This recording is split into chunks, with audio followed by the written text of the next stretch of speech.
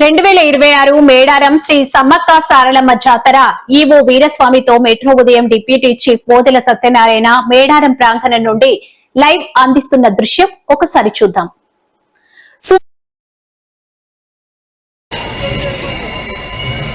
అందరికీ నమస్కారం. ప్రస్తుతం మనం ములుగు జిల్లా ఎస్ఎస్ తార్వే మండలం శ్రీ మేడారం సమ్మక్క సారలమ్మ జాతర ప్రాంగణంలో ఉన్నాం. మరి ఆసియా ఖండంలోనే అతిపెద్ద గిరిజన జాతర శ్రీ సమ్మక్క సారలమ్మ జాతర. మరి 2026 మహాజాతరకు ఏర్పాట్లు పూర్తి అయ్యాయి. మరి ఈ మహాజాతర నిర్వహణ ఏ విధంగా జరుగుతుంది, ఏర్పాట్లు ఏ విధంగా చేశారు, మరి ఒకసారి మనతో పాటు ఈవో వీరస్వామి గారు ఉన్నారు, అడిగి తెలుసుకున్నాం. శ్రీ సమ్మక్క సారలమ్మ మహాజాతర 2026కి సంబంధించి భక్తుల సౌకర్యార్థం దేవాదాయ శాఖ తరపు నుంచి మరియు ప్రభుత్వం తరపు నుంచి మరియు జిల్లా యంత్రాంగం నుంచి కూడా అన్ని రకాల ఏర్పాట్లు చేయడం జరిగిందండి. గతంలో లేని విధంగా, ఎప్పుడు లేని విధంగా ఈసారి ప్రాకార మండపం కూడా పెంచడం జరిగింది. దాని ద్వారా భక్తులు ఎట్ ఏ టైం ఒక 10,000 మంది ఒకేసారి అమ్మవారిని దర్శించుకునే భాగ్యం ఈసారి ప్రభుత్వం వారు దేవాదాయ శాఖ ఉమ్మడిగా కల్పించడం జరిగిందండి.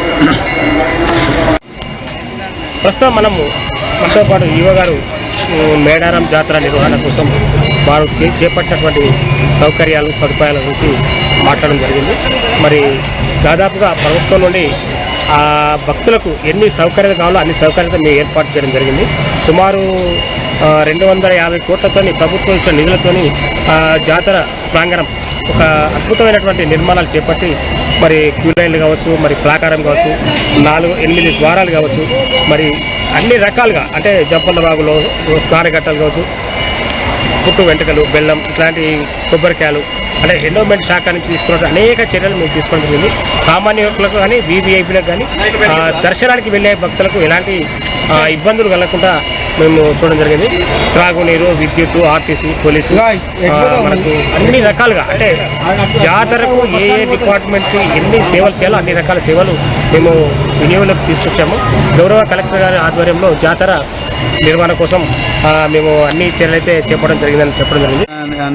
ప్రభుత్వం ద్వారా సుమారు 250 కోట్ల నిధులతోని ఇక్కడ పనులు పూర్తయ్యాయి. మరి గౌరవ ముఖ్యమంత్రి గారిచే కానీ మంత్రులచే కానీ మనం ప్రారంభించడం జరిగింది.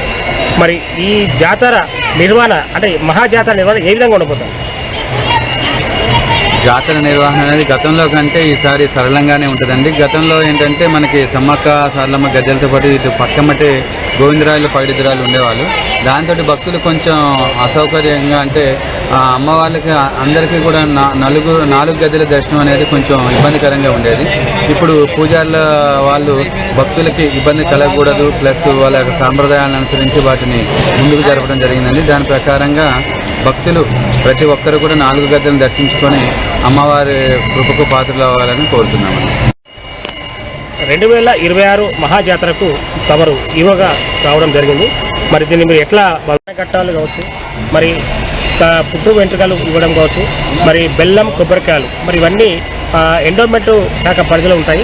మరి ఈ ఏర్పాటు ఎట్లా ఉంది? తలనీల జంపన్న బాబు దగ్గర వచ్చేసి స్నానాలు చేయడానికి గతంలో కంటే కూడా ఈసారి ఎక్కువ ఈ స్నానఘట్టాల విషయంలో ట్యాప్స్ కానీ అవన్నీ కూడా ఎక్కువ చేయడం జరిగిందండి. అదేవిధంగా తాగునీరు విషయంలో కూడా వాటర్ ట్యాంక్స్ ద్వారా ఎక్కువ చేయటం, ప్లస్ మరుగుదొడ్ల విషయంలో కూడా గతంలో కంటే ఎక్కువ సంఖ్యలో భక్తులకు ఇబ్బంది కలగకూడదు. అక్కడ శానిటేషన్ విషయంలో సపరేట్గా ఒక సెక్టార్ వైజ్గా కలెక్టర్ గారు, మంత్రివర్యులు సీతక్క గారు పర్యవేక్షణలో ప్రతిదీ ఎక్కడా కూడా ఇబ్బంది కాకూడదు, ప్రతి భక్తులు కూడా వచ్చేసి సంతోషపడి తిరిగి వెళ్లే విధంగా అన్ని రకాల చర్యలు తీసుకోవడం జరిగిందండి. సుమారు 1 కోటికి పైగా భక్తజనం వస్తున్నారు. మరి ఇందులో సామాన్యులకు, వీవీఐపీ భక్తులకు కానీ ఎలాంటి ఏర్పాట్లు జరిగాయి? సామాన్యులకి పెద్దపీట వేసేటట్టుగా అన్ని క్యూ లైన్లని ఎక్కువ పెంచేసి చేయడం జరిగింది. అదేవిధంగా గతంలో చూసినట్లయితే మనకి ఆ క్యూ లైన్లో తడికల పందిలు వేసడం వల్ల కొంచెం ఇబ్బందికరంగా ఉండేదని చెప్పేసి భావించేసి ఇప్పుడు కొత్త షెడ్లని వాళ్ళకి ఒక 5,000-10,000 మంది వరకు వెయిటింగ్ చేసేటట్టుగా ఏర్పాటు చేయడం జరిగిందండి. గతంలో పోలిస్తే మన దర్శనం అనేది టైం చాలా వరకు తగ్గిపోతుందని మేము అనుకుంటున్నామండి. వీఐపీలకు కూడా ప్రత్యేకమైన క్యూ లైన్లు ఏర్పాటు చేసి దాని యొక్క విస్తీర్ణం కూడా చాలా పెంచడం జరిగిందండి. కాబట్టి అటు సామాన్యులకు కానీ ఇటు విఐపీలకు కానీ ఈక్వల్గా ఎవరిని నొప్పించకుండా అయ్యేటట్టుగా ప్రభుత్వం చర్యలు చేపట్టడం జరిగింది. ప్రస్తుతం మనకు గత నెల రోజుల నుండి అంటే ముందస్తు మొక్కులు జరుగుతున్నాయి. మరి ముందస్తుల మొక్కలు భాగంగా ఇప్పటివరకు ఎంతమంది భక్తులు హాజరయ్యారు, మరి వారికి మీరు కల్పించేటువంటి సౌకర్యాలు?